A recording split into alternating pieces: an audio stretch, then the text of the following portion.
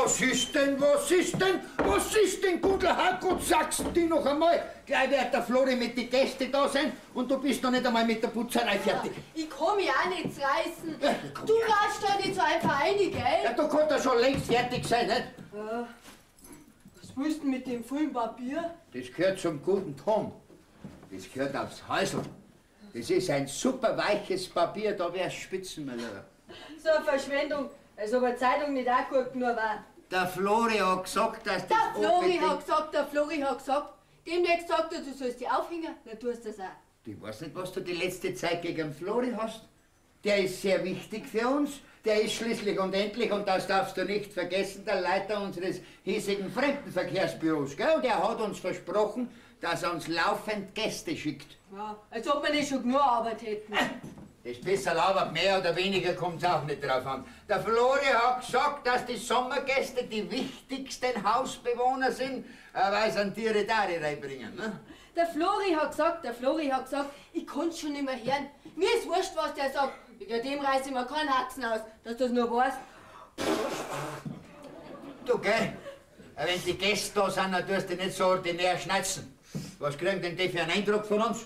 Und überhaupt will ich haben, dass du dich ein bisschen anständig anziehst, dass du nicht so geschlampert umeinander laufst wie ein wilder Hex. Wenn ich arbeite, kann ich nicht im Sonntagsgewand umeinander sausen. Der Flori hat auch gesagt, dass du geschlampert bist und dass du ein bisschen auf dich schauen sollst. Der kann mir einen Buckel runterrutschen, das kannst du ihm sagen. Also, Gundel, ich bin jetzt Halt, daher. Sind die Zimmer in Ordnung? Jawohl, Papa. Die Betten frisch überzogen? Ja, Papa. Die Botschamperl in die Nachtkastel drin? Ja, Papa. Gut, dann ziehst du jetzt um. Jetzt schaut, dass bei der künftigen Gäste gleich da sein, nicht? Was wollt ihr jetzt hier? Das Papier aufs Heisel bringen. Ja, das Papier aufs Heisel bringen, richtig. Und du schaust, dass fertig wirst. Und dann werden noch ein paar Fliegenfänger aufgehängt. Bis ich zurück bin, ist alles fix und fertig. Das merkst du. Du wieder Hex, du Kreislige. Digga, fremde Leute, das ganze Haus auf den Kopf stellen. Nur weil der Stingelmeier Zimmer für seine Fremden braucht. Der Geschäftelhuber der. Aber mir imponiert er nicht. Mir nicht. Nein, das hätte ich auch bald vergessen. Mein Gott, lauter Aufregung, die Fremden, die Mama, Was ist denn?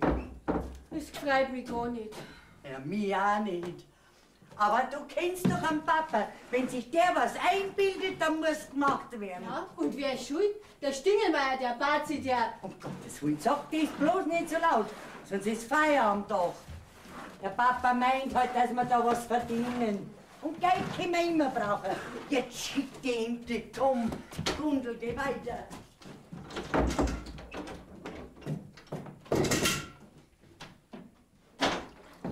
Servus, Gundel. Bist fertig? Die Gäste kommen bald. Ja. Steh bleiben, gell? Was? Ja. Latsch dir deine Achsen ab. Ach so. Ja, da steht ja immer nur alles kreuz und quer durcheinander. Ja, bist du nicht bald fertig? Ich beeil mich eh schon. Sind die Gäste schon unterwegs? Ja, der Bus ist vorhin angekommen. Jetzt sitzen sie in der Post und warten auf die Quartierverteilung. Wo ist denn dein Vater? Grad raus. Er soll hinuntergehen und Koffer tragen helfen. Sag's ihm halt. Okay, was bist denn so grantig? Passt er vielleicht nicht, dass ich euch Gäste herbringe?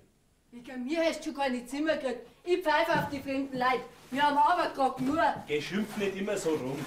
Die Zimmervermieterei bringt heutzutage mehr ein wie die ganze Landwirtschaft.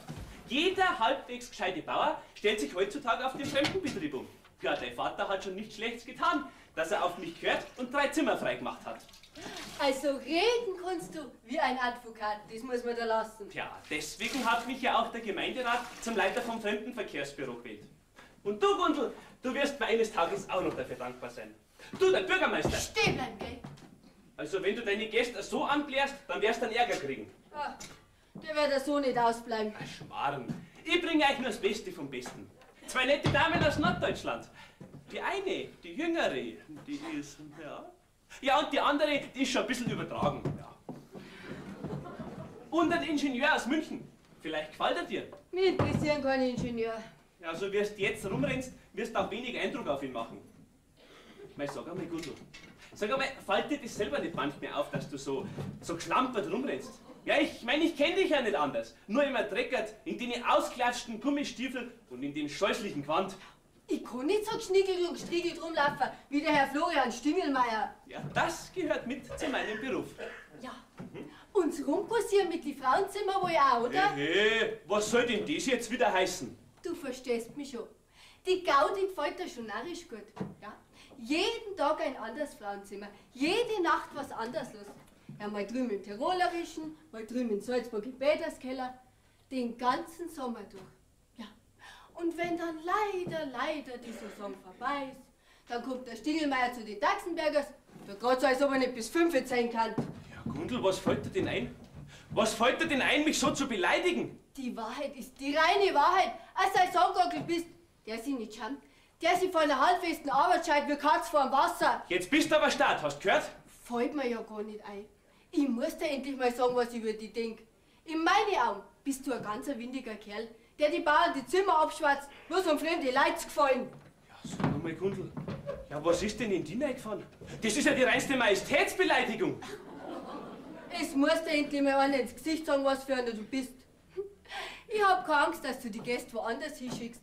Ich pfeife auf die fremden Leute.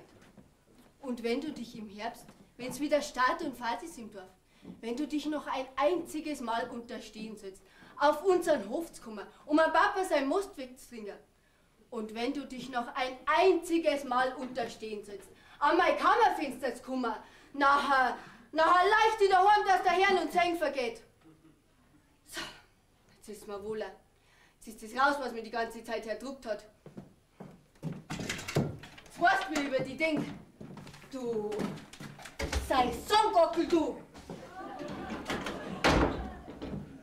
Ja, die muss narische Schwammerl gegessen haben. Ja, wo geht man denn da rein? Um Gottes Willen, die kommen! Die Fremden kommen, um Gottes Willen, Alois! Gundel, wo seid ihr? Die Fremden kommen! Marianne, Gundel, Sie sind da! Gott sei Dank, dass du da bist, Flori. Mir steht der Angstschweiß auf der Stirn. Nur nicht aus der Ruhe kommen, Dachsenberger. Ist alles in Ordnung? Wo sind denn die Flirnfinger? Ja, wo sind denn die Flirnfinger? Grätzgrutzi, hab ich nicht gesagt, da kein Flirnfinger hin! Malefiz, noch einmal. Ja, es sind doch nur 3 Leidl. Brauchst dich doch deswegen nicht aufregen. Wer regt sich auf? Niemand regt sich auf. Schau mir auf, Flori, bin ich gescheit angezogen? Ja, es ist alles in Ordnung, ja. Was soll ich denn sagen, wenn sie reinkommen? Ja, begrüßen darfst das halt, recht freundlich. Man muss ja eine Hand auch geben. Ja, das wird schon nicht schaden. Danke sehr, meine Herrschaften, hereinspaziert. Willkommen auf dem Dachsenberger. Ach, wie gemütlich! Eine echte Bauernstube, eine Spitze! Ach, und Sie sind sicher der Bauer, wa? Ja, ich bin so frei, Die Käse haben wie eine Vogelsang. Ein Preischen. Na klar doch! Ich bin, grüß Gott beieinander, ich bin der Alois Dachsenberger, gell? Und das ist das Fräulein... Wie war doch gleich Ihr Name? Ingeborg Grotius, Herr Stingelmeier. Stimmt, mein Bier. Habe ich das nur vergessen können.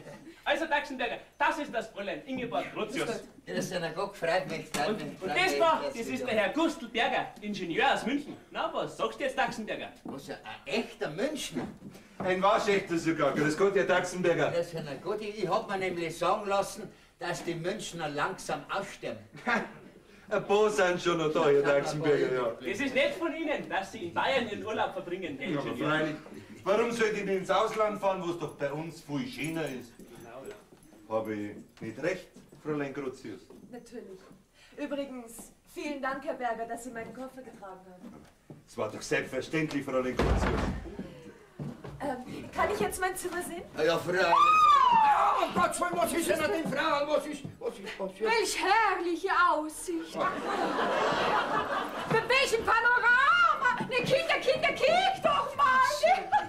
Und diese Luftnähe! Ach, einfach!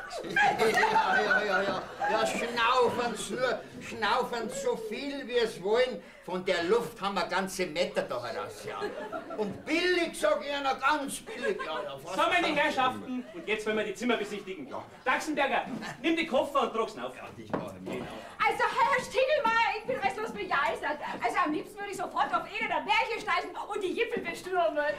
Sie, wenn Sie einen Bergführer brauchen, da steht einer, ein ganz berühmter sogar. Nee, was Sie nicht sagen. Das ist ja Oaffengeil. Sag einmal, du, spinnst du ein wenig, hä? Seit 20 Jahren bin ich auf keinem Berg mehr gewesen. Dann wäre es höchste Zeit, dass du wieder mal aufkommst. Und Sie, Fräulein Grotius, sind Sie auch zufrieden? Natürlich. Aber was habe ich denn für ein Zimmer? Mit Südbalkon und Bergblick. Herr Stingelmeier, Ja? wenn's erlauben, darf man dann die Zimmer sehen? Aber freilich. Ja, wo sind denn deine Weiber zum Teufel? Ja, wo sind die? Werden gleich da sein. Da schauen wir schnell, dass die da sind. Marianne! Das ist meine Alte. Gott! Das ist meine Tochter. Daher, Marsch, Marsch! Koffernauftragung! Bin schon da, bin schon da. Weiter Koffernauftragung! Das ist meine Alte, gell? Ah, Sie sind sicher die Bäuerin, wa? Ja, ich bin so frei, wenn's erlaubt ist. Ja. Die Käsevogelsang. Freut mich, ja. Grüß Gott, Grotius. Wo ist denn deine Tochter, Dachsenbergerin? Die ist im Stall noch. Herrschaftszeiten, muss der Trampel ausgerechnet jetzt im Stall rumwerkeln, wo die Gäste da sind. Also sie hat gesagt, die fremden Leute können ja gestohlen bleiben. Da geh ich raus und der schmiert ja Halt! Du bleibst da, gell? Ist was los, Herr Stiegelmeier? Aber nein. Sie gestatten, dass ich Ihren Koffernauftrag von den Grotius... Wenn's gestatten, Herr Stingelmeier, nehme ich den selber. Ja, dann halt nicht. Also, meine Herrschaften, hier geht's rauf. Gleich weg! Also dann auf ihn jetzt! Juhu! Auf ihn! Halt, warte wegen. Was ist denn? Das sind auch noch zwei, gell? Hey, ja sag einmal. Und du tragst überhaupt Ich trage auch was, lass dir nur Zeit. Es ist genügend teuer. so ein Schwanz. Aber lieb.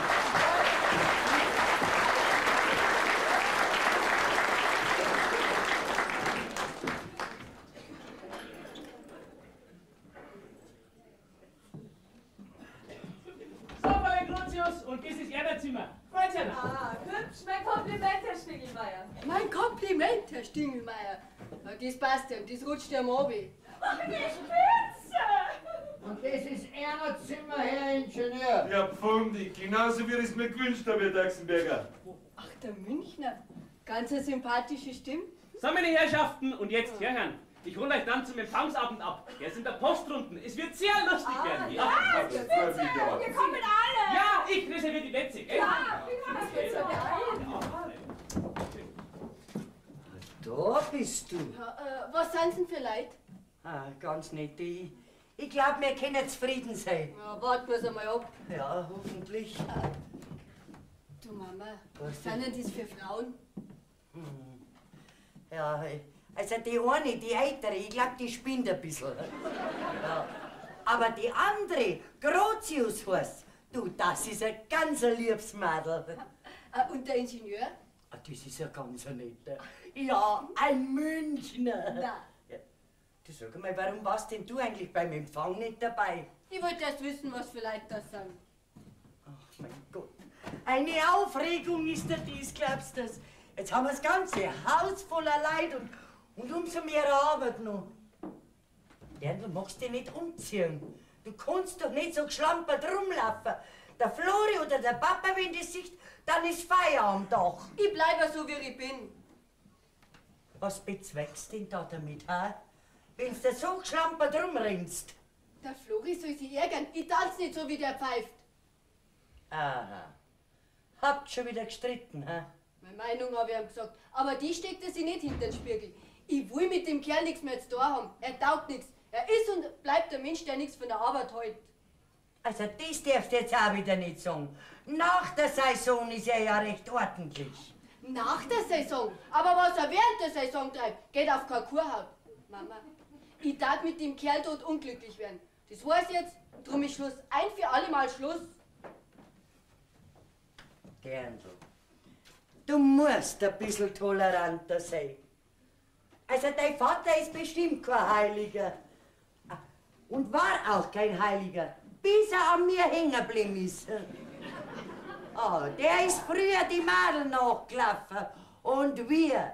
Aber dann hat er eingesehen, was er an mir hat. Der Flori wird nie einsehen, was er an mir hat. Das Blöd bin ich und geschlampert.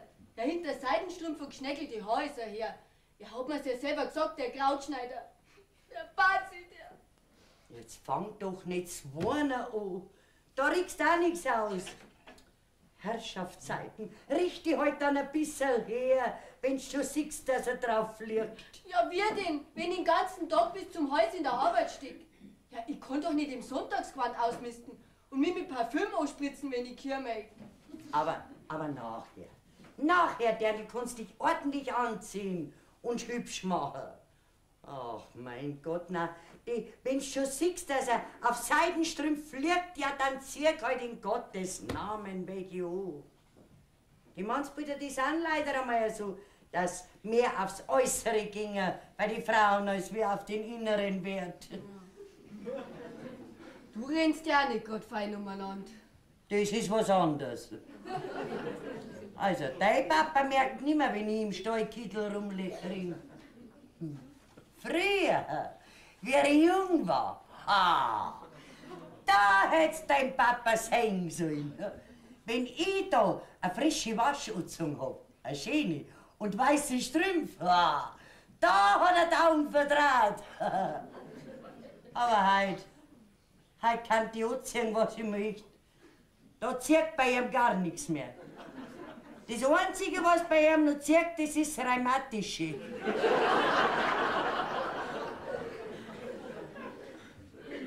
Meinst du wirklich, dass ich mich umziehen sollte? Mach's dir schon. Zieh dich um, heute ist doch Empfangsabend. Zieh dein schönes Trachtengewand an und geh hin. Also Leute, macht euch fertig, ich hole euch dann zum Empfangsabend ab, gell? Du Mama, Gehst gehst du auch mit? ich? Geh, ich kann doch nicht. Einer muss doch daheim bleiben und das Haus hüten.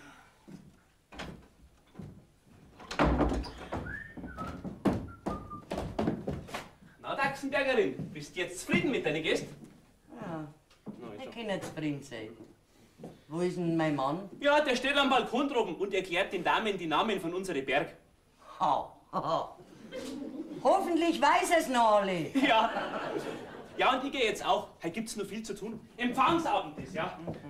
Du wirst wohl daheim bleiben müssen, Dachsenbergerin. Es langt, wenn der Mann mitgeht.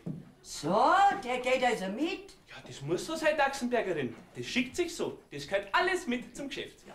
Du, Flori, jetzt stellst du mir mal Rede und Antwort. Jetzt nicht, Dachsenbergerin. Ich muss in die Post die Plätze reservieren. Da bleibst. Auf die paar Minuten kommt's auch nicht drauf zusammen. Dann red aber schnell, es pressiert mir wirklich. Was hat's denn zwischen der Gundel und dir gegeben? Was gegeben hat? Ja, nix, Dachsenbergerin. Lieg nicht, da war was. Angestinkert hat sie mich. Beleidigt hat sie mich. Sein Songgockel hat sie mich genannt. Und etliches mehr. Deine Tochter ist überhaupt sehr schnappig. Das muss ich dir schon einmal sagen, Dachsenbergerin. Wie lang kommst du jetzt zu uns? Weiß nicht, was du meinst. Ja, wie lang du zu uns auf dem Hof da kommst, habe ich dich gefragt. Ja, da muss ich jetzt direkt einmal überlegen. Und dazu habe ich jetzt keine Zeit. Über 3 Jahre kommst du zu uns. Ja? Und? Kommst du wegen mir? Ich verstehe dich nicht. Kommst du wegen meinem Mann? Jetzt hörst du aber auf. Kommst du wegen unserem guten Most? Oder kommst du wegen unserer Gundel? Einen guten Most habt ihr schon, das ist bekannt. Ja. Ja. Und eine Tochter haben wir auch. Das ist auch bekannt, Stingelmeier. Ja, Herrschaftszeiten, was willst denn von mir? Nicht viel. Du sollst mir nur endlich sagen, wann du die Gundel heiratst. Mehr will ich gar nicht wissen. Dachsenbergerin, was ist denn in dich reingefahren? Ja, spinnst du denn? Über 3 Jahre kommst du zu uns. Trinkst unser Most, kriegst eine Brotzeit. Jetzt hat dir mein Mann sogar noch 3 Fremdenzimmer zur Verfügung gestellt für die Gäste. Über 3 Jahre beobachte ich dich und die Gundel. Ihr zwei habt's doch was miteinander. Gib's zu? Dachsenbergerin, mei, was soll ich sagen? Die Wahrheit. Wirfst mir's am Ende vor, dass du mir ab und zu eine Brotzeit oder ein Glas Most gegeben hast? Ich wirf dir nichts vor, ich hab dich nur was gefragt. Ach, jetzt verstehe. Jetzt weiß ich, worauf du hinaus willst. Ja, und? Ja, die Gundel willst mir. Nein, ich mein, du willst mir zwingen, die Gundel zu... Aber das stimmt nicht, Dachsenbergerin. Ich habe deiner Tochter nie die Heirat versprochen. Wir sind miteinander befreundet, wie man so sagt.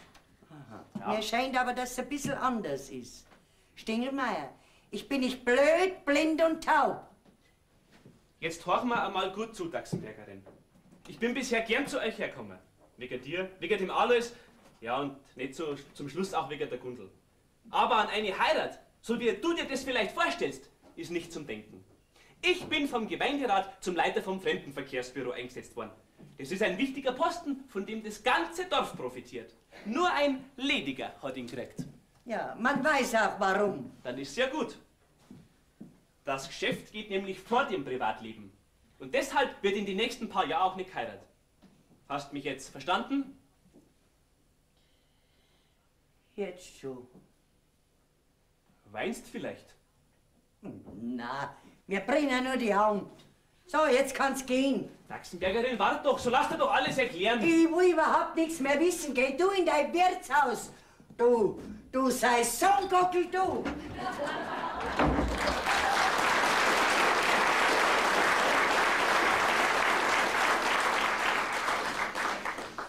Das ist ein starkes Stück. Ja, das war ja schon wieder eine Beleidigung. Ach, rutscht's mir doch am Buckel runter.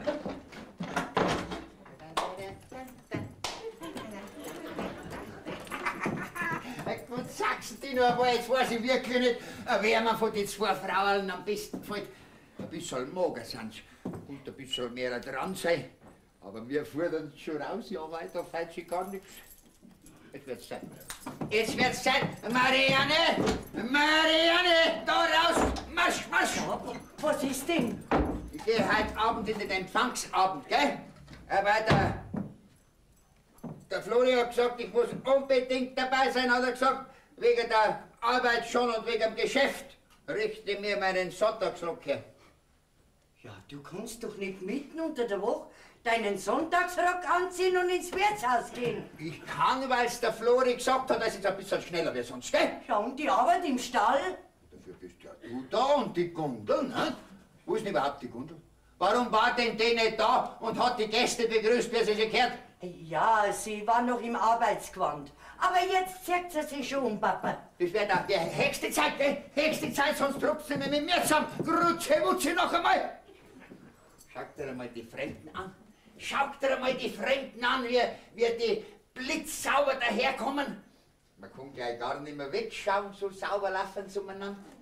Und du und deine Tochter, ihr lauft umeinander, dass an das wahre Grausen kommt. Und du, mein Liebe, du schaust heute wieder einmal gefährlich schier aus, gell? Alois! Alois! Schauen muss man sich mit euch schauen. Deswegen gehe ich heute allein ins Wirtshaus, dass das weißt. Also, hat dich denn der Flori, der Sakra, so narrisch gemacht? Du musst meinen besten Freund nicht beleidigen. Ein Bazi ist er! Schau dich nicht weiter, kommst Marianne. Oh, ich weiß genau, warum du zum Streiten anfängst. Allein willst du ins Wirtshaus gehen, drum fangst du mit mir einen Streit an. Ach, ich kenn dich, Daxenberger. Du hast dich in den letzten 30 Jahren überhaupt nicht verändert, gell? Dann schau jetzt, dass du weiterkommst, sonst passiert was. Das weißt du jetzt. Das sag ich jetzt alles unserer Gundel. Schau's nicht an. Schau's nicht an. Die Hexe Schlaue hat's mir durchschaut. Aber das macht gar nichts. Hauptsache, ich hab durchgesetzt, dass ich allein ins Wirtshaus gehe. Gerade stecken wir, ja, gerade lustig muss werden. Heute am Empfang. Hallo, Herr Na, gefällt Ihnen, Herr Rastenberger? Ja, gut, ja, ganz gut, hervorragend. Ja, fundig, sag ich, bärig. Geht dran, ja noch einmal. Ja, die ist gar nicht so mager, wie ich glaubt hab. Ja, kicken Sie mal, Herr Rastenberger, den verjubeln wir heute, wa? Also ich lade Sie, Ihre Frau und Ihre Tochter zum Empfangsabend ein. Und alles, was verzehrt wird, zahle ich. Naja, weil es mir halt so gut bei Ihnen gefällt, nicht? Sie gefallen mir auch allerweil besser, sie gell, ja. Aber sagen Sie, Herr Rastenberger, wo bleiben denn Ihre Frauen? Wir müssen gehen. Ich möchte nämlich nicht so spät kommen, wissen Sie? Meine Alte und die Gundel, die können leider nicht mitgehen. Ne? Weil jetzt wird nämlich bald eine Kur kommen, verstehen Sie es nicht? Und da muss unbedingt jemand daheim bleiben. Was ist mit der Kuh? Eine Kur wird kommen. Ach so, eine Kuh wird ein kleines Kind bekommen. Ne? Ach nee, wie aufrecht! Da muss doch jemand daheim bleiben, ich meine, zu Hause bleiben. Ja, gell? ja, na klar.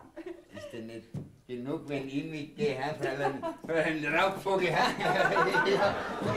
Ich bin für ein recht ein lustiger, ich kann vielleicht gut unterhalten, wenn ich einmal in Schwung bin, ja, mal ganz gut kann ich das aber Da hast du Grauderer, du Alter! Danke schön, Maria, danke schön. Was hat sie gesagt? Sie hat gesagt, wir sollen uns gut unterhalten, hat sie gemeint. Ne? Und sie lässt sich halt vielmals entschuldigen. Ja. Ist nicht mitgeguckt, Das ist aber schade, dass sie nicht mitgeht. Ja, sehr schade. Und wir sind jetzt auch fertig.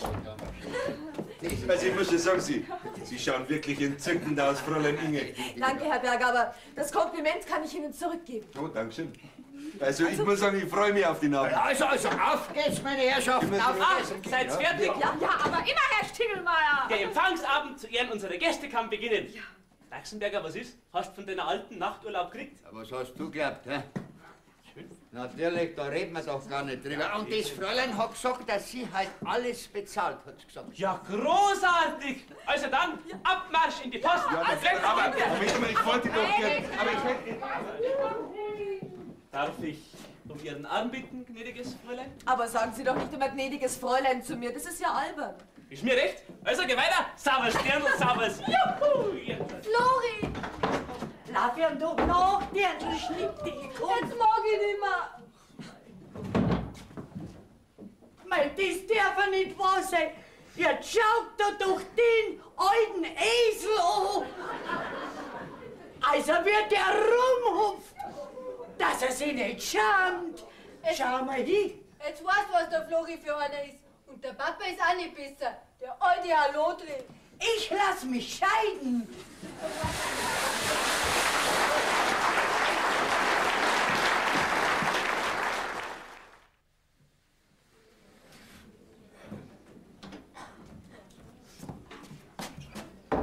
Also, Gundel, wenn du mit dem Bügeln fertig bist, dann fährst du mit dem Radl zur Beibahn und dann fragst, ob sie Mastfutter haben. Wir brauchen welches. Das soll der Papa machen. Der Papa, der hat doch für sowas keine Zeit mehr. Der muss doch mit dieser Preisenkurs in die Berge umeinander kraxeln. Hoffentlich bricht er sich bald das Knack. Mama, jetzt sag doch sowas nicht. Ach, ist ja wahr. Wir haben einen Haufen Arbeit und er hat nichts Besseres zu tun, als wir mit dem Frauenzimmer da in die Berge umeinander steigen. Gundel, wenn das so weitergeht, dann lass ich mich wirklich nur scheiden. Geh, Mama, die Vogelsang macht sich doch mit dem Papa nur einen Spaß. Und wenn er sich für solche Spaziergänge anbietet, warum soll sie es abschlagen? Man kann's nicht für möglich halten. Da geht also ein alter Grauderer her und schaut sich nicht daheim alles liegen und stehen lassen und mit einem Vogel da in die Berge umeinander steigen. Ich hab mir gedacht, in den letzten 30 Jahren wäre er gescheiter. Im Gegenteil, depperter ist er geworden. Mama, jetzt lach doch drüber. Ja, wenn die Vogelsang auch ein bisschen überspannt ist. Aber Unrecht ist nicht. Überhaupt sind alle drei recht anständig. Ja, Gott sei Dank. Sonst war ich schon längst auf und davon. Sag einmal, wo ist denn eigentlich die Inge und der Herr Ingenieur? Ins Dorf setzen und der Post aufgeben.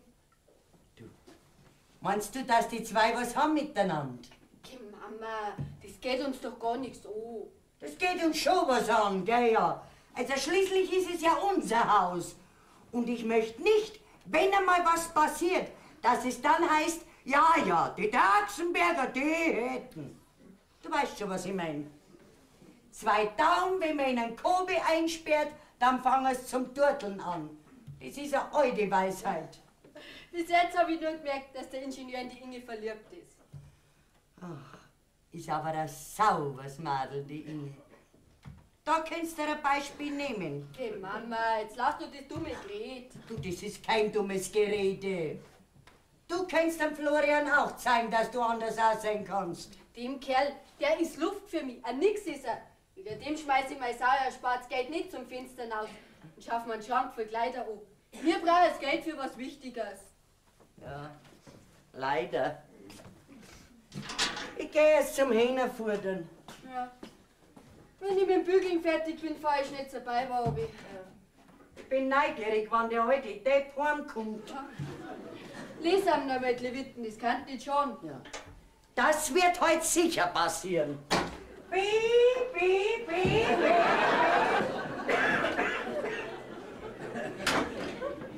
So, ich bin wieder zurück. Wo hast du schon aufgegeben? Ja, 2 Briefe und 8 Ansichtskarten. Ja, um Gottes Willen, so viel schreibe ich in 3 Jahren nicht. Wo ist denn der Herr Ingenieur? Der Herr Ingenieur erledigt noch ein paar Telefonate. Ein netter Mensch, gell? Ja, aber man schließt im Urlaub sehr schnell Bekanntschaft und die meisten enden dann wieder mit einem Adieu. Aus diesem Grunde halte ich von Urlaubsbekanntschaften nicht viel. Sie gefallen mir, Fräulein Inge. Sie sind so anders wie die anderen. So, wie denn? Ich weiß nicht. Anders sind sie halt. Ja, und so viele schicke Kleider, wie sie haben. Die haben wohl viel gekostet. Ivo, alles Eigenbau. Wissen Sie, ich schneidere nämlich selbst. Ja, es macht mir Spaß, mich mit wenig Geld nett anzuziehen. Übrigens, wissen Sie eigentlich, dass Sie ein sehr hübsches Mädchen sind, Gundel? Gehen Sie, Fräulein Inge. Ein Trägspatz bin ich. Da hat man es ja schon oft genug gesagt. Nur weil Sie ein Arbeitstier sind, Gundel. Ja, Bauernhof macht viel Arbeit. Und wenn man Gäste im Haus hat, da bleibt nicht viel Zeit zum Skimachen. Naja, aber ein bisschen Zeit sollte man sich als Frau schon nehmen. Ich meine, einfach so zum eigenen Vergnügen. Wissen Sie, ich habe das Gefühl, dass man viel aus Ihnen machen könnte. Ja, jetzt stellen Sie doch mal das Bügeleisen weg. Ja, und setzen Sie sich mal hier hin. So, Was wollen Sie denn machen, Fräulein Inge? mal was ausprobieren. So, eine Bürste und mit ein paar hübschen Handgriffen kann ein Mädchen sehr viel aus sich machen. So. Ja, übrigens wissen Sie, dass Sie sehr schönes Haar haben? Kennen Sie Fräulein Inge? Jetzt sagen Sie nicht immer Fräulein Inge zu mir. Sagen Sie einfach Inge und du. Einverstanden? Einverstanden. Dann musst aber du auch du sagen. Machen wir. Servus, Gundel. Servus, Inge. Also jetzt pass mal auf. Hast du dir eigentlich schon mal die Lippen angemalt? Ja, um Gottes Willen. Kann Tanja Kier lachen. Lass die Kühe lachen, wir probieren das einfach mal. So, Mund auf. So. Na, ganz anders siehst du aus. Ja? Das muss ich anschauen. Na, Um Gottes Willen. gefällst du dir? Ich schaue ja aus wie ein Pfingstochs. Ach was. Hübsch siehst du aus. Kein bisschen. Aber die Männer urteilen darüber ganz anders. Da lege ich keinen Wert drauf. Und so wie jetzt mag ich nicht ausschauen. Da darf ich mir ja nicht auf die Straße trauen. Hast du denn niemand, dem du gerne gefallen möchtest? Nicht, dass ich wüsste. Du lügst, Gundel. Ich lüg nicht. Doch, du lügst, Gundel. Ich lüg nicht. Und was ist mit dem Flori? Ach, da deißt du aber gewaltig. Der Kerl interessiert mich überhaupt nicht. Weißt du, wie man im Dorf zu ihm sagt? Wie? Sei Songgockel. Ja, das stimmt, das ist er. Ja, er sieht gut aus und macht natürlich da reichlich Gebrauch davon. Im Übrigen habe ich ihn gerade gesehen, er kam mit 2 aufgetakelten Damen vom See zurück. Ja. Alles im Dienst am Kunden, wer das sagt. Ja, die Gemeinde hat schon den Richtigen als Reiseleiter gewählt. Seit 3 Jahren kommt er zu uns. Naja, da ist halt nicht ausgeblieben, dass wir uns näher gekommen sind. Schreiner ist er vom Beruf. Aber davon hält er von nichts. Naja. Ja, und im Plattl ist er auch der Beste. Ja? Und vor 4 Jahren hat er einen Alleingang im Kaisergebirge gemacht. Alles aus lauter Angeberei. Naja, und wie die Gemeinde den Posten als Fremdenverkehrsbüro ausgeschrieben hat, hat er sich vordrängt und ist Reiseleiter geworden. Seither treibt das ja ganz arg. Jetzt weißt du das, Inge. Ich will mit dem Kerl nichts mehr zu tun haben. Besser gesagt, er will mit mir nichts mehr zu tun haben. Aber das ist mir wurscht. Ich bin ein für alle Mal fertig mit ihm. Na, aber ein bisschen nahe geht dir die Geschichte schon. Hm? Weißt du was, Gundel? Hast du nicht Lust, heute Abend mit Gustl und mir auszugehen? Was ist denn los in der Post? Na, Schuhplattelabend oder so. Oh je. Da wird der Herr Florian Stingelmeier wieder hupfer wie ein Gasbock. Und Burschlo führen. Also was ist, kommst du mit? Du, das geht nicht. Ich hab nur so viel Arbeit. Du, dann mach ich das hier fertig und du suchst dir einstweilen eine andere Arbeit. Ja, schick dich nur, damit du bis 6 Uhr fertig bist. Und weißt du was? Ich leihe dir für heute Abend ein Kleid, ja? Du willst mal Kleid leihen? Ja, und Schuhe und Strümpfe und alles, was dazugehört. Hm? Ja, ich weiß nicht. Meinst du wirklich, dass ich mitgehe soll? Ja, natürlich meine ich. Du machst dich heute Abend mal so richtig totschick mit allem Schnickschnack und drumherum. Der Florian soll solche Augen machen. Hm? Also wegen dem tue ich's nicht. Dann machst du es eben zum eigenen Vergnügen. Also, was ist? Ich weiß nicht. Da muss ich schon erst Mama fragen. Du Gundel, wir müssen noch... Ja, Fräulein Inge, ja, was machen denn Sie da? Bügeln. Und du Mama, die Inge hat uns heute Abend die Post eingeladen. Was, wirklich? Das ist aber nett. Du, Das können wir aber vielleicht gar nicht annehmen. ja, und Schuhe muss er mal leihen. Und Strümpfe und alles, was dazugehört. Und Lippen soll mir auch rot anmalen. Ist das wahr? Jetzt hört mal zu, ihr beiden Aschenputtels. Ich habe das Gefühl, in diesem Haus muss endlich mal was passieren. Und ich habe da eine sehr lustige Idee. Du, Gundel, du machst dich für heute Abend totschick. Und Sie, Frau Daxenberger, Sie zeigen Ihrem Mann, dass Sie auch etwas aus sich machen können, hm? Das lieber Himmelvater, steh mir bei. Wir zittern die Knie. Also abgemacht, wir gehen heute zu diesem Schuhplattelabend und ihr macht euch richtig fest, so als wäre irgendein großes Fest. Na, ihr habt es doch wirklich mal verdient, dass ihr ein bisschen rauskommt und einen schönen Abend habt. Hm, Frau Daxenberger? Ja, ist ja verdient, hätten wir schon. Aber ich weiß nicht. Na, Fräulein Inge, ich trau mir nicht. Also ich will mich natürlich nicht in eure Familienangelegenheiten einmischen, aber es scheint mir doch, dass man diesem Herrn Daxenberger und einem anderen jemand, als müsste man den beiden Herren einmal zeigen, dass alles auch umgedreht gemacht werden kann. Also was ist? Na, kommt ihr mit? Also, je länger ich mir die Sache überlege, umso mehr Spaß habe ich dran. Jawohl, wir gehen mit. Jetzt drehen wir den Spieß einmal um. Jetzt gehen wir mal ins Wirtshaus.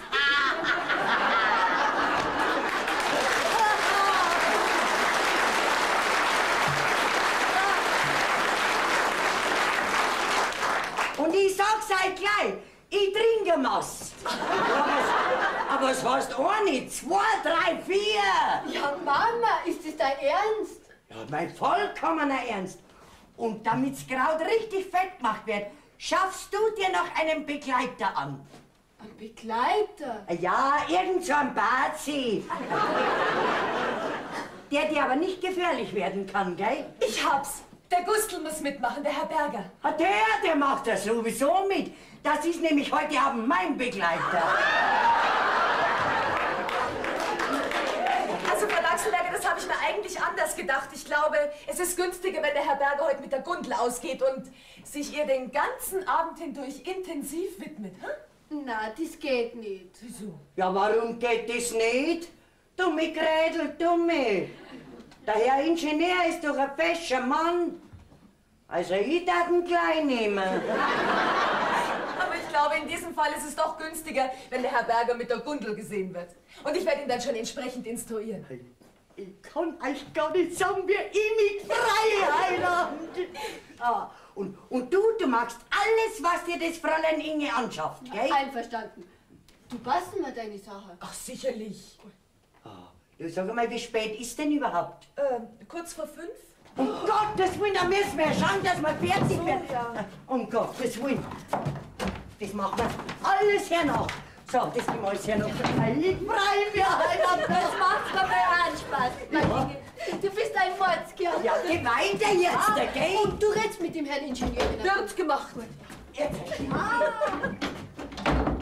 Ach, ich glaube, das wird der lustigste Abend, den ich jemals erlebt habe. Na, die beiden Frauen haben es ja wirklich verdient, dass man ihnen ein bisschen beisteht. Kurz vor 5.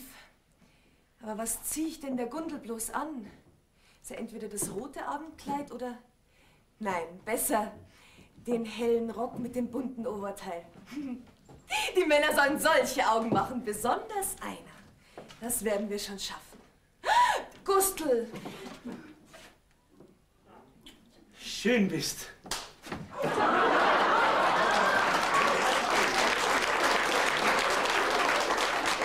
Sie haben sich wohl in der Adresse geirrt, Herr Stingelmeier. Ja, jetzt sehe ich selber.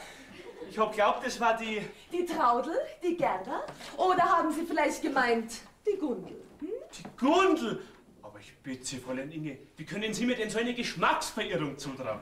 Im Übrigen, Herr Stingelmeier, warum kommen Sie denn durchs Fenster, wo es doch bekanntlich in jedem Haus eine Türe gibt? Ja, schau, Inge. Fräulein Inge. Fräulein Inge, es geht ums Brauchtum. Oder besser gesagt, um ein bayerisches Prinzip. Die Fenster, so heißt es doch immer, und so kommt es doch in die Filme vor, die sind zum Fenstern da. Solche Filme interessieren mich nicht, Herr Stingelmeier. Ja, ich lache ja auch drüber, gell? Oh, Sie haben für eine gute Handschrift. Aber sie gefallen mir. Schon oft habe ich mir gedacht, mei, wegen der Inge, wegen dem Fräulein Inge, da ging ich durchs Feuer und durchs Wasser. Aber am liebsten durchs Fenster, nicht wahr, Herr Stingelmeier? Ja, mei, Inge. Fräulein Inge. Okay, tu doch nicht so. Ich sag Inge und damit basta. Wir sind ja schließlich in Bayern. Herr Stingelmeier, Sie sind ein hoffnungsloser Fall. Ja, ich seh's selber ein. Aber haben Sie nicht schon gemerkt, was ich mir für Mühe gebe, bei Ihnen angenehm aufzufallen? Ja, natürlich habe ich das gemerkt, ja. Beim Empfangsabend haben Sie mich beim Tanz so eng an sich gedrückt, dass ich kaum noch Luft bekam.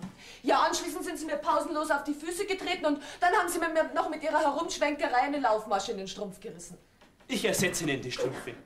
Und wissen Sie, wir zwei, wir fahren heute ins Tirolerische hinüber. Ich weiß da ein paar pfundige Weinlokale, wo es urgemütlich zugeht. Wir trinken einen Wein, tanzen ein bisschen. Ach, Inge, das wird ein unvergesslicher Abend für dich werden, das verspreche ich dir. Das kann ich mir vorstellen, Herr Stingelmeier. Weißt du, was ist? Morgen Vormittag. Ich mache mir für die frei. Ihre Bräute würden aber untröstlich sein. Ach, das ist doch mir wurscht. Was hast du jetzt gesagt? Bräute? Aber ich bitte Sie, Fräulein Inge, wofür halten Sie mich denn? Für einen ausgekochten, dreimal gesottenen Casanova, Herr Stingelmeier. Fräulein Inge, Sie kränken mich. Ach, jetzt tun Sie bloß nicht so, als ob Sie nicht bis 3 zählen könnten. Mir tut ja nur die Gundel leid, damit Sie es wissen. Was wollen Sie denn jetzt mit der Gundel? Ich hab doch nichts mit ihr. Ach, seit 3 Jahren kommen Sie hier auf den Hof und da haben Sie dem armen Mädchen den Kopf verdreht. Jetzt hör doch auf und red keinen so einen Käse nicht. Bitte, was soll ich nicht?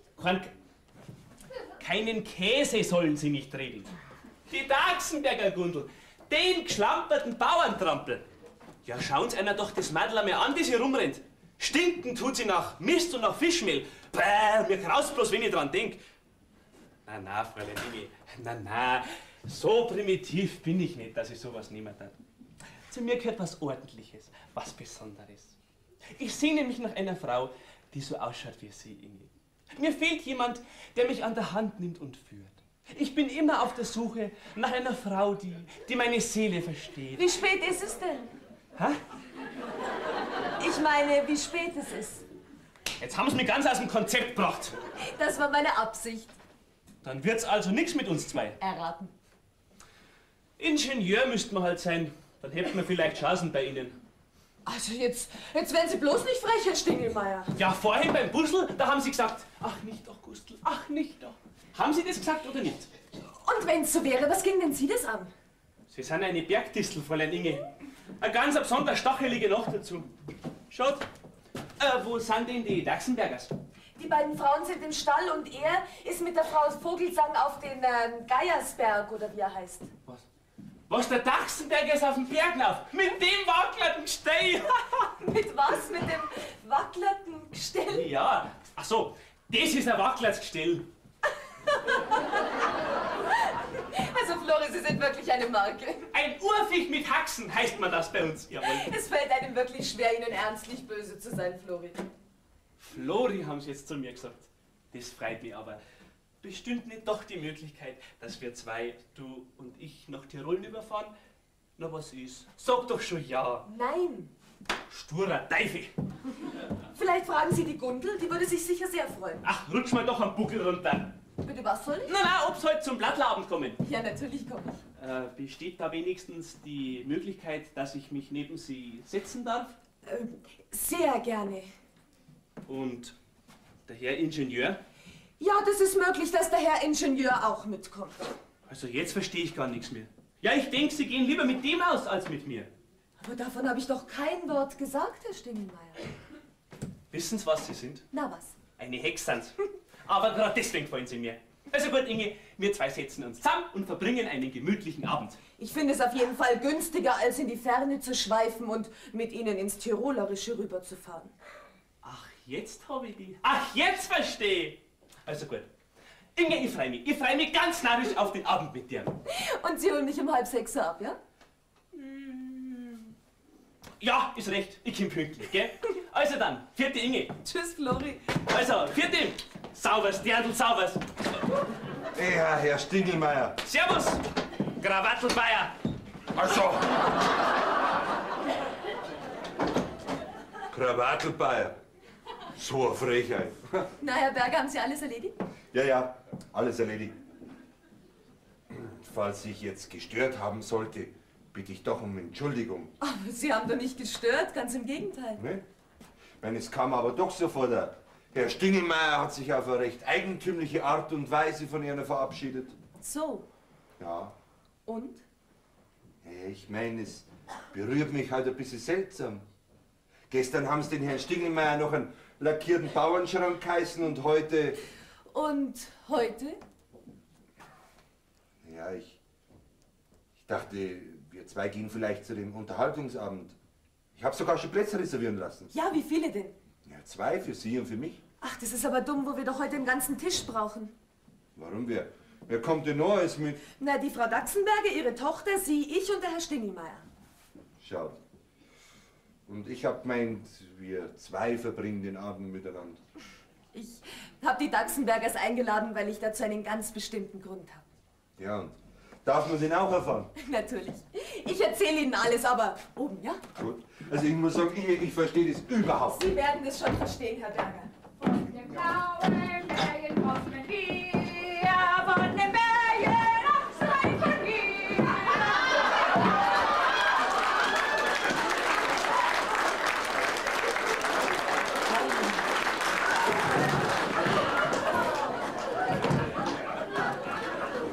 Mensch, Alois, das war eine Wucht. 2 Jipfeln an jeden Tag. 54 Jemsen, in Hirsch und 2 Füchse gesehen. Also, es war einfach spitze. Mir der meine Füße weh, als war ich nach Rom gepilgert und wieder zurück. Aha, Ich muss mir lauter Blasen gelaufen haben. Kaum bist du über den Berg, geht's auch schon mit dir bergab. Hä? Also mir ist der Ausflug wunderbar bekommen, du. Ich fühle mir wie nach in Bad, fühle ich mir, ja? Wie nach in Bad. Du, Alois, weißt du was? Morgen stürmen wir die Rotwand. Bist du einverstanden, ne? Keine 10 Ochsen bringen mich mehr auf den Berg auf. Das kostet gleich aus dem Kopf schlagen, mein Lieber. Lass doch deine Seele nicht so baumeln. Du, aber jetzt müssen wir uns zurückmelden bei deiner Frau, nicht? Hallo, Frau Lachsberger, Hör doch auf, Hermine, hör doch auf mit dem Geblärre. Wir sind doch nicht mehr am Berg. Mein lieber Bergkamerad, ich danke dir recht herzlich für das unvergessliche Erlebnis. Also davon werde ich viele Monate zehren, lieber Alois. Ja, Hermine, zehre, so viel wie es magst, aber zuerst ziehst du mir meine Schuhe aus, gell? Ich kann mich nicht mehr bucken, weißt du, mir tut mein Kreuz weh, als hätte ich Prügel gekriegt. Ja. Also Bergkameradschaft ist doch was Herrliches, Alois. Wenn ich wieder hinkomme, du, weißt du was, dann werde ich einen Artikel in die Zeitung schreiben, ja. Du bist ja eine ganz unverwüstliche Hermine. Das habe ich gleich gemerkt. Mit dir möchte ich nicht verheiratet sein. Warum nicht, Alois? Du darfst mir aufarbeiten. Das verstehe ich nicht, Jans. Das musst du mir noch näher erklären. Oh. Alois. Du, ein Fußbad würde da aber gut tun. Meinst du? Ah, ganz sicher, lieber Alois. Ist wird so gut. Weißt du was, Hermine, jetzt bringst du mir noch meine Pantoffeln, gell? Was willst du? Meine Hausschuhe will ich noch, meine Ach so, deine Papuschen, ja, warum sagst du das nicht gleich? Ja, wo hast du denn? Ah, das sind ja die grünen Dingerchen da. Ja. Ah, so. Oh, das wird doch langsam mit mir. Ja. Du, Alois, sag mal, wo bleibt denn eigentlich deine Frau, hä? Ja, du, mir wundert's auch, dass sie da noch keine sehen hat lassen, ne? Du war doch damit einverstanden, dass du mit mir auf die Berge gehst, oder? Ja, freilich. Ja, was glaubst denn du? Ich brauch doch niemand zu fragen. Ich gehe am Berg mit wem ich will und wann ich will. Ich war noch nie ein Pantoffelheld und werde nie einer werden, gell? Aber ich find's doch ein bisschen seltsam, dass sich wieder deine Frau noch die Jundel hier blicken lässt, nicht? Wir werden heute im Stall draußen sein, ne? Ah, naja, dann ist ja gut. Nochmals, mein lieber Alois, mein bester Bergkamerad, ich danke dir nochmals für diese tolle Begleitung. Es wird für mich ein unvergessliches Erlebnis bleiben. Ja, für mich, gell? Ja, das glaubst du. Also, ich zieh mal jetzt um und dann gehe ich in die Post zum Abendessen. Du, Alois, ich hab gehört, da soll heute so ein Schuhblättchenabend sein. Kommst du auch mit? Na, heute nicht, Hermine, heute nicht. Weißt du, jetzt tun wir zuerst die Füße waschen, wie du gesagt hast, nicht? Und, ja, und dann muss ich noch Rechnungen schreiben und vielleicht komme ich dann später noch. Gell? Also ich würde mir jedenfalls freuen, lieber Alois, nicht? Also dann nochmals tschüss, mein lieber Bergkamerad. Es war einfach köstlich. Ach, was sage ich denn? Es war einfach spitze.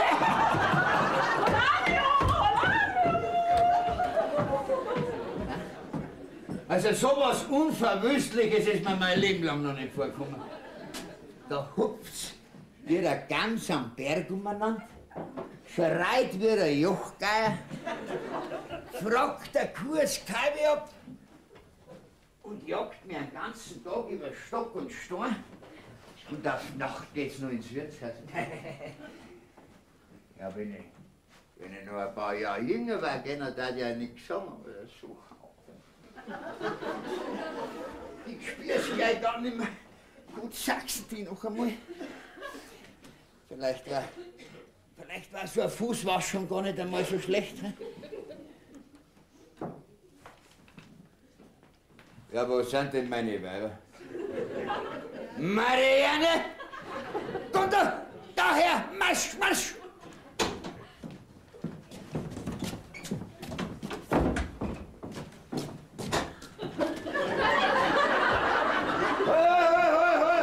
Da bin ich, hast du mich nicht gesehen, ha?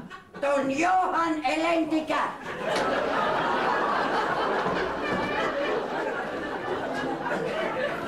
Da hab ich mich da verhört. Was sagt die zu mir? Don Johann Elendiger sagt die zu mir. Da gehst du raus! Auf der Stelle, da gehst du raus, Grutze noch einmal! Ich brauch ein heißes Wasser. Ich muss mir die Füße waschen, mir tun meine Füße weh. Rutsch mir doch ein Buckel runter!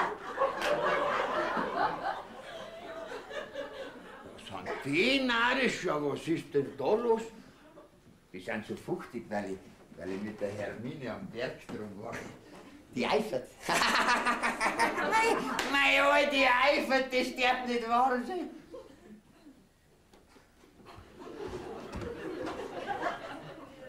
Aber ums Wasser brauche ich, habe ich gesagt, zum Füßwaschen, habt ihr mich verstanden?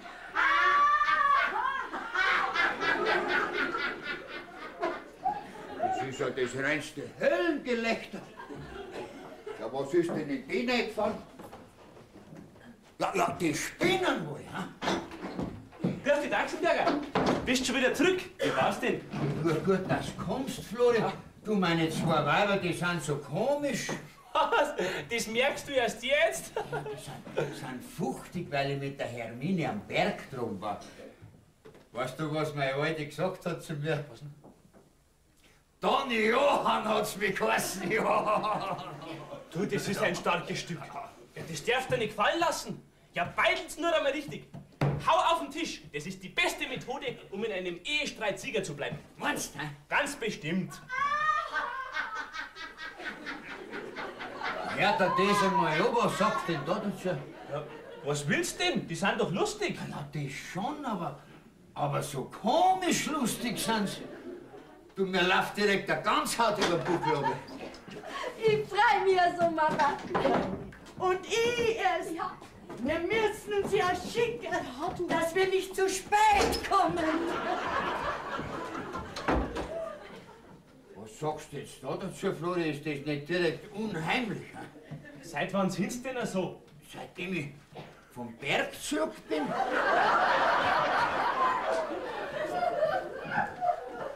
Du!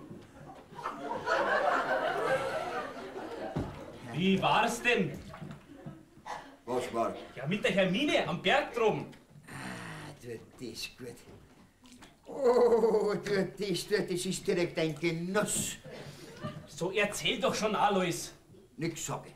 Kein Wort sag ich. Ein Kavalier genießt und schweigt, gell?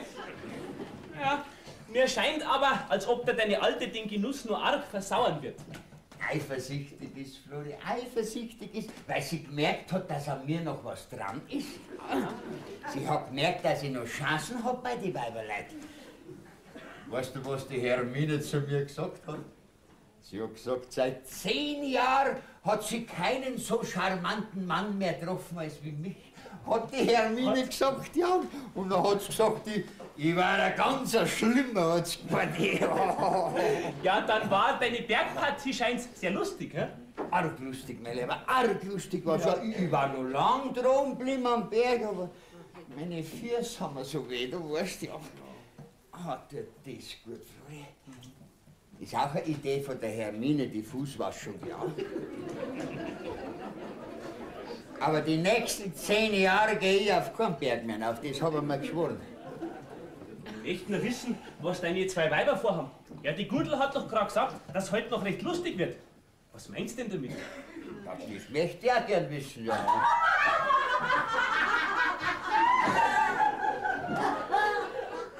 Alois, da stimmt was nicht. Das kommt mir auch so vor, ja. Ja.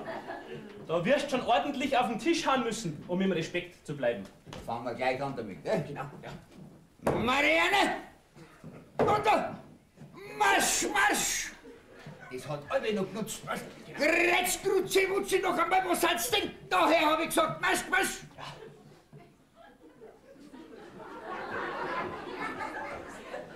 Heute wird's aber wenig, Alois.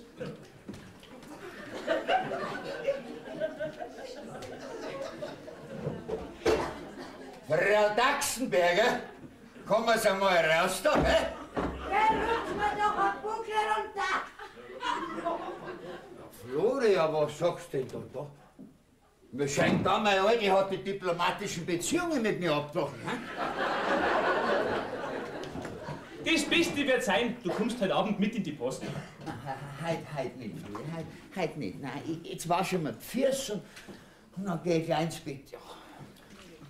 Jetzt wär's aber Zeit, dass die Inge fertig wird. Gehst halt mit der aus. Ich hoffe, dass du nichts dagegen hast. Was sollte ich denn dagegen haben? Das Gleiche, was die Gundel hat. Mein Freund, dass du mein Schwiegersohn wärst, das habe ich mir schon lange aus dem Kopf geschlagen, gell? Und das ist auch viel besser so. Es ist besser, wir bleiben das, was wir immer waren, 2 gute Freunde.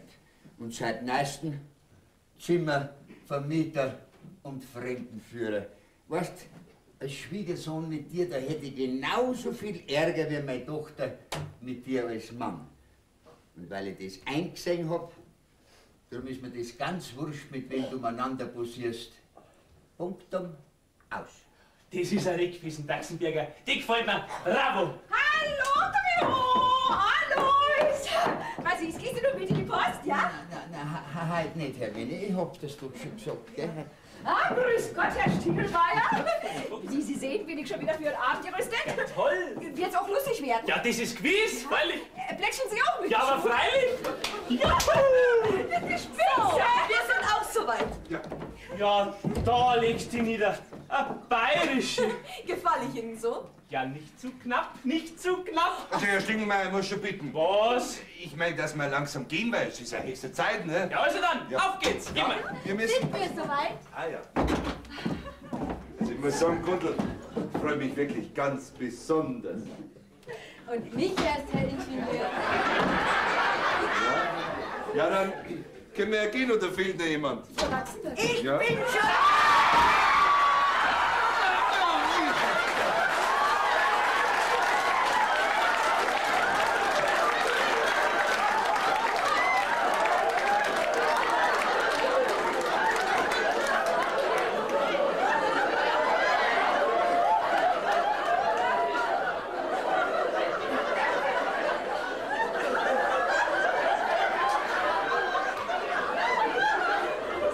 Mama,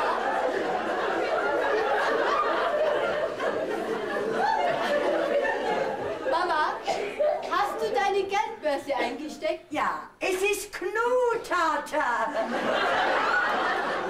Heute spendiert die Taxenbergerin. Fein, ja, dann können wir ja gehen, ne? Gut, also auf.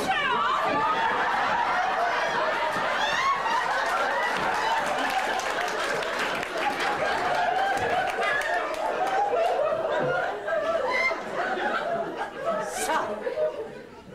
Dass sich's das anders auch gehen kann, gell? Tschak, tschak, tschak.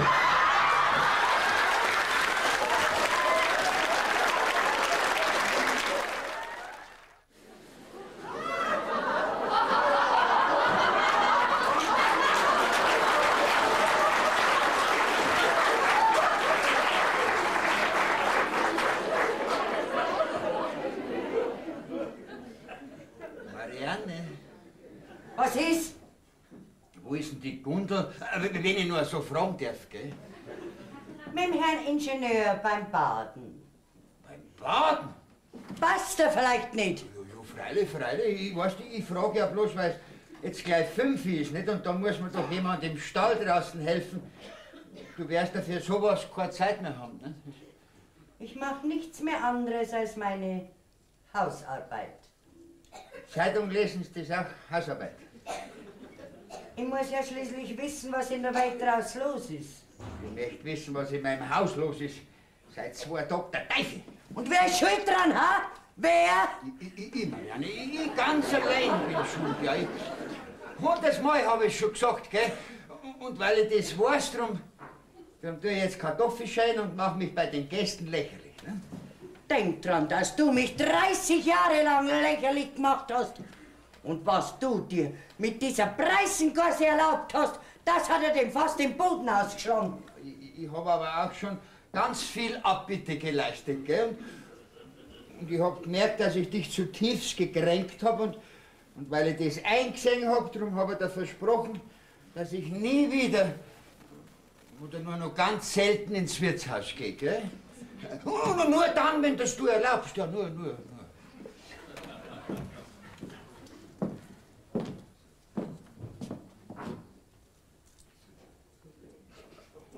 Viel zu dick, mein Lieber.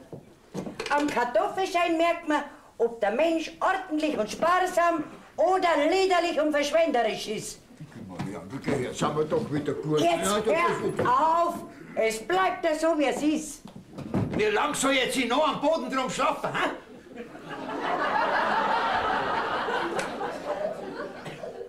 Bis nach der Saison. Das kann dir doch nur recht sein. Du kannst fortbleiben, solange du magst, ohne dass ich höre, wenn du heimkommst. Geh doch nimmer ins Wirtshaus. Geh, hör auf. 30 Jahre bist du ins Wirtshaus gegangen. Und 30 Jahre hast du mordsreich heimgebracht und hast den starken Mann gespielt. Und ich war so dumm und hab mir das gefallen lassen. Aber das ist jetzt vorbei. Ein für alle Mal vorbei. Du dich verändert hast, Marianne? Kennt dich gar nicht mehr. Seitdem du vor 2 Tagen mit dem Mordstrom Rausch Stopp bist! Erstens einmal war es kein Mordstrom Rausch, weil ich ja nur 3 Maß Bier getrunken habe. Und zweitens einmal geht dich das gar nichts an. Denn so wie ich mich vorgestern in der Post aufgeführt habe, so hast du dich 30 Jahre aufgeführt. Und seit dein lieber Freund Stingelmeier bei uns ständig da verkehrt, ist er noch viel schlimmer geworden. Ach, unsere Tochter, die wäre ja schon lang verheiratet, wenn sie nicht so dumm gewesen wäre und hätte auf diesen Deppen da gewartet. Ach, da schau sie dir jetzt an, unsere Tochter. Jetzt schaut's nach was gleich. Die Mannsbrüder schauen sich nachher um.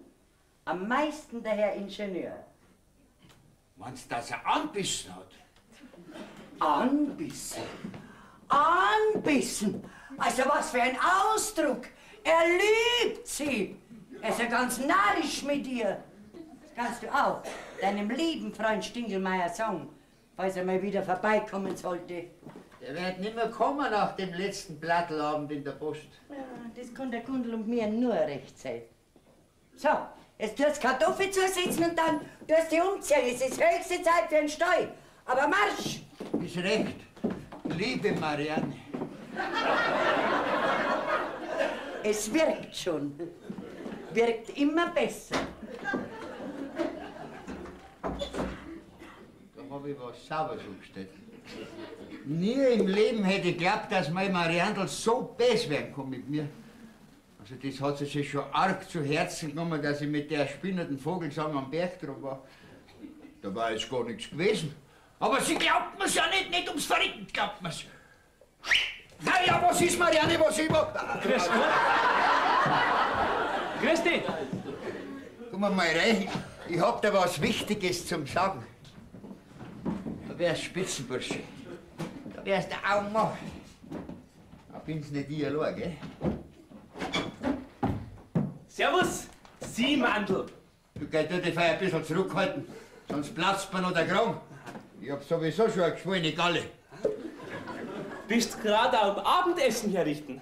Was gibt's denn heute Gutes, hm? Eine interessante Neuigkeit, die dich vielleicht auch interessieren wird. Ja, dann schieß los.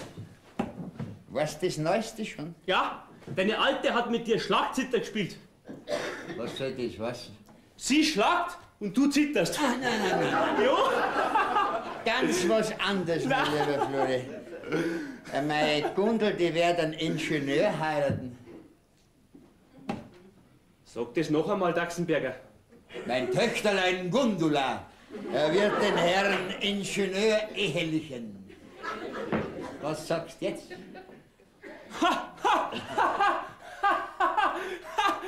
Nix, weil es wahr ist, gell? Und weil er das sagen sollte. Du sollst... Ich sag das bloß, damit du Bescheid weißt. Ne? Bist froh, dass du das los hast, hä? Brauchst dir keine Ausreden mehr einfallen lassen, gell? Wo ist sie? Beim Baden? Und er? Auch beim Baden. Und die anderen, die Spinner, die Geist, die Vogelsang und die Grotius? Alle beim Baden. Passt dir die Neuigkeit nicht, ne? Oder ist dir nicht recht, dass meine Tochter jetzt endlich einmal einen Mann kriegt und noch dazu einen Ingenieur? Daxenberger, ich glaub's nicht. Ach, du spinnst ja. Na, ich nicht. Wenn jemand spinnt, dann ist meine Alte, gell? Die hat mir nämlich die Neuigkeit gerade zugetragen. Mitten ins Gesicht hat's mir's nicht gesagt. Flori, seit 2 Tagen habe ich überhaupt nichts mehr zum Sagen. Meine Alte hat mich am Boden zerstört. Ich darf nicht einmal mehr in unsere Schlafkammer rein. Gestern habe ich eine ganze Stunde vor der Tür bitt und bettelt. Meinst du, die hätte mich reinlassen? Nicht ums Verrecken! Dann hättest du heute die Tür eingerennt. Nein. Ich habe mich dazu entschlossen, den häuslichen Frieden zu bewahren. Und für einen häuslichen Frieden, da tue ich alles. Da tue ich Kartoffeln schälen und da tue ich Wäsche waschen. Weißt du, meine Alte hat gesagt, dass... Hat sie ihm gern? Wen? Den Ingenieur? Meine Alte? Die Gundel, den Kerl. Das weiß ich nicht. Die redet ja nichts mehr mit mir. Ich muss die ganze Stallarbeit allein machen. Stell dir vor, meine Alte hat gerade gesagt, ich soll mir einen Knecht einstellen. Was, die Gundel arbeitet nichts mehr? Keinen Finger macht sie mehr krumm. Sie geht nur noch baden. Mit dem Ingenieur. Ich kann's einfach nicht glauben. Daxenberger, ich kann's nicht glauben. Warum nicht? Meine Gundel, die hat sich gemausert, gell? Schau so, was das für ein Netzsterndl geworden ist. Ich hätte nie geglaubt, dass die so sauber ist. Sauber! Ha, anmalen tut sie wie der Pfingstochs. Wildbreck, Tragthund und Stiegelschuhe. Ach so ist sie eigentlich durchs Dorf durchgerannt. Ach so. Und Nasen hat sie in den Tag gestreckt, dass sie beinahe reingekriegt hätte. Bist du besoffen, Stingelmeier? Ja, ich hab bloß vorgemacht, wie deine Tochter in letzter Zeit rumrennt. Ja, so blöd wie du das gemacht hast, bestimmt nicht. Ja, bist du noch nicht im Stall draußen? Aber jetzt schnell, Marsch! Ich geh schon, gell, Marianne? Ich geh schon, ja. Ich bin schon fort, gell, ich bin schon fort. Und was willst du da? Ja, nicht viel. Ich bin bloß vorbeigekommen und hab mir gedacht, schaust du mal zu euch rein. Aha. Ja. Willst nachschauen, wie es unsere Gäste geht? Gut geht's ihnen. Es gefällt ihnen bei uns. Ja, das ist schon recht, Daxenbergerin. Du, dein Mann hat mir gerade vorhin was gesagt, dass die Gundel und der Ingenieur, ist da was Wahres dran? Ja, du, warum nicht? Meine Tochter, die verdient was Besseres. So vom Ingenieur aufwärts. Und sowas duldest du, Daxenbergerin? Ja, wieso nicht? Ich kann sie nicht verbieten.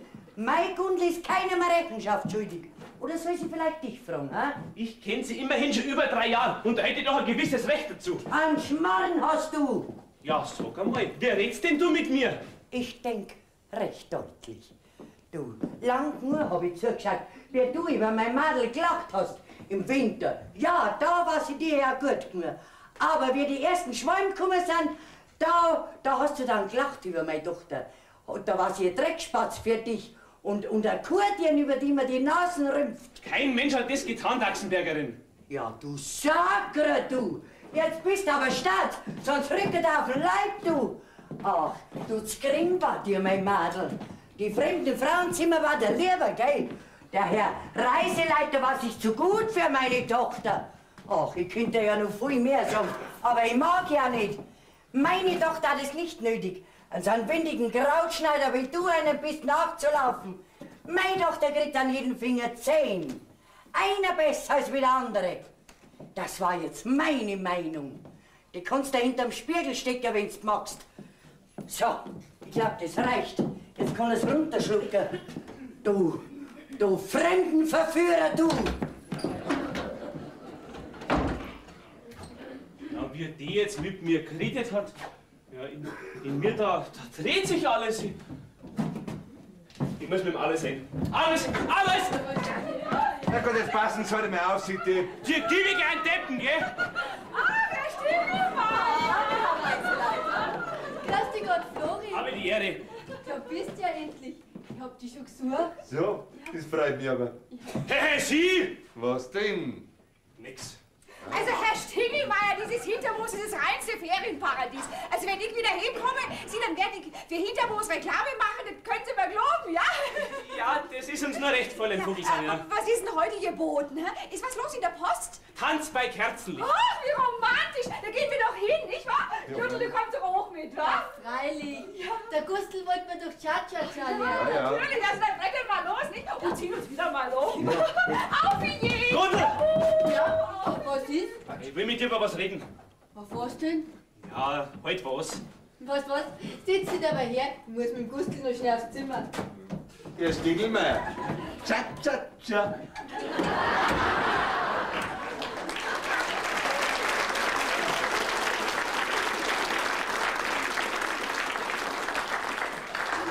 Aufs Zimmer? Mit ihm aufs Zimmer? Ich wär wahnsinnig. Haben Sie irgendwelchen Ärger, Herr Stingelmeier? Ich? Nicht, dass ihr wüsst. Oh, ich meine, es sieht aber ganz so aus. Hey, ich bin doch bester Laune. Wirklich. Freilich. Herr Stingelmeier, ich hätte so Lust, heute ins Tirolerische rüberzufahren. Na, wie wär's? Dann fahren's halt. Der Schrobenhauser fährt jeden Tag um 7 Uhr rüber. Vielleicht hat er noch einen Platz für Sie frei. Ach, ich möchte aber nicht mit dem Schrobenhausener fahren. Ich möchte mit ganz jemand Bestimmten fahren. Mit Ihnen, Flori? Ja, ich hab keine Zeit. Ich muss halt was im Büro erledigen. Ach, das lässt Sie doch sicherlich aufschieben, oder? Nein. Das ist schade. Sehr schade sogar. Fragen Sie halt einmal den Herrn Ingenieur. Vielleicht hat der Zeit. Ach, der hat überhaupt keine Zeit mehr. Der lernt doch der Gundel heute den Cha-Cha-Cha. Der Hundling, der Miserablige. Kein Schritt werden machen. Es knackt mich ihm. Von wegen Handabschlecker und so, gell?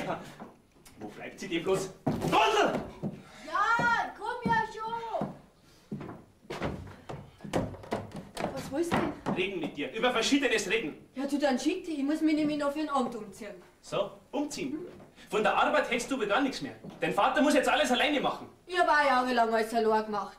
Ach so. Und deswegen lässt du jetzt die feine Dame raushängen, ja? Also, wenn das alles ist, was du mir zum Sagen hast, kannst du es bleiben lassen. So bleib doch da zum Teufel! Du schreif halt da nicht umeinander. Du bist da nicht daheim. Wenn du schreien willst, gehst du auf den Ofen aus. Nein, ich schreie erst so nicht mehr. Also, was willst du von mir? Mir Vorschriften machen? Na, Gundeli, ich will dir keine Vorschriften machen. Ich will nur eines wissen von dir. Was? Hast du was mit dem Krawattelbayer? Krawattelbayer? Wen meinst du denn da? Den Rotzburm! Ach, den Herrn Ingenieur. Ich hab gesagt, den Rotzburm, den Bartigen! Du benimm dich verstanden. Dem Gustl kannst du das Wasser nicht reichen. So hoch steht der über dir. Ha! Mit dem kannst du mich nicht frotzeln. Mit dem nicht! Ja, sag einmal. Ja, bist du eifersüchtig? Eifersüchtig? Ich? Sowas kenn ich nicht. Na wunderbar. Na gehen wir ja in aller Freundschaft auseinandergehen, Flori. Es ist aus. Unsere Wege trennen sich. Ich hoffe aber trotzdem, dass wir gute Freunde bleiben. Gundel, ist das dein Ernst? Mit uns zwei ist aus? Aus, Flori. Für immer. Naja.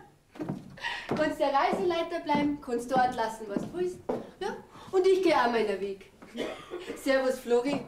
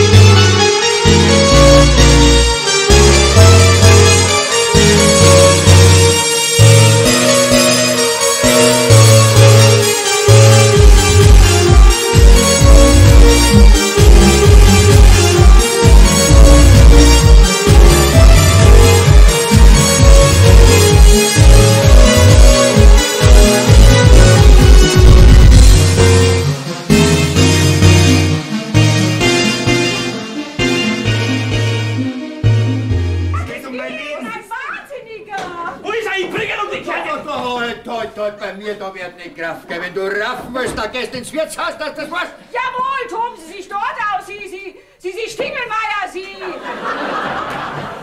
Ja, wo ist er denn dann? Der hat ein Lump. Jetzt halten Sie mal schön die Luft an und regen sich wieder ab. Sie haben nämlich dem Gustl bitter Unrecht getan, verstanden? Gar nichts verstehe ich. Ich ihm Unrecht getan.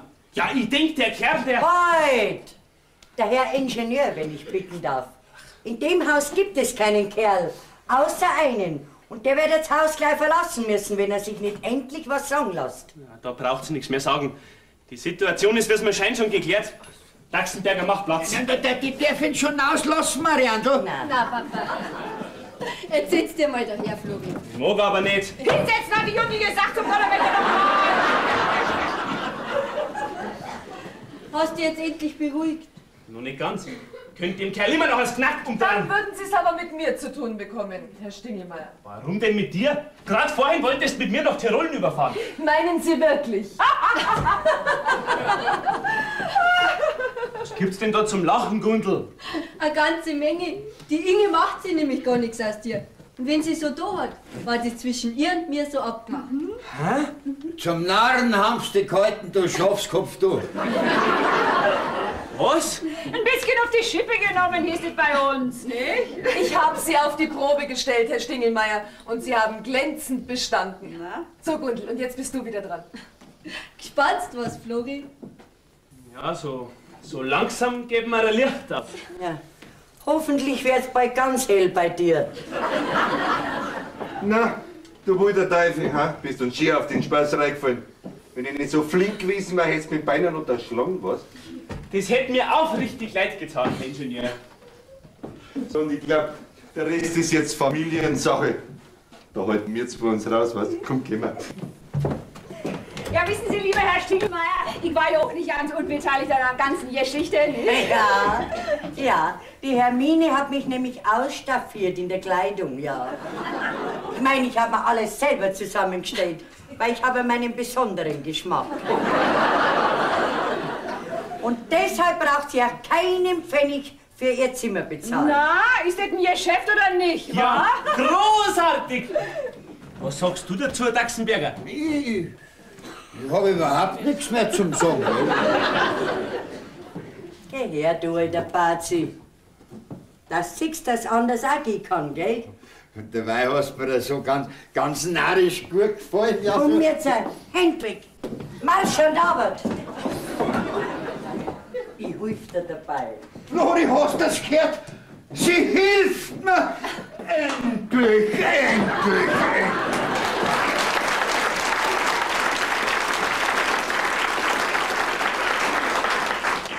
Und was ist jetzt mit uns zwei? Nicht. Warum denn nicht? Ach so. Gens, von den Vogelsam, möchten Sie nicht ein bisschen an die frische Luft gehen? Ach so, ach Gott, Entschuldigung, dass ich nicht selber drauf gekommen bin, nicht? Aber trotz allem, Herr Stingelmeier, es war einfach köstlich. Oh, das war aber spitze. Jetzt sind wir allein, Flori. Ja, endlich allein. Kommst mir vielleicht schon arg fremd in dem Gewand da drin vor. Also im Stallkittel hast mir schon besser gefallen. Ja, und im Trachtengewand ganz besonders. Und wann ist es jetzt mit uns soweit? Ja, ich hab mir halt gedacht, zu Martini, das heißt, wenn's dir recht ist. Ja, Flori. Ah, Moment. Geh her. Mir schmecken die Bussel von dir so an.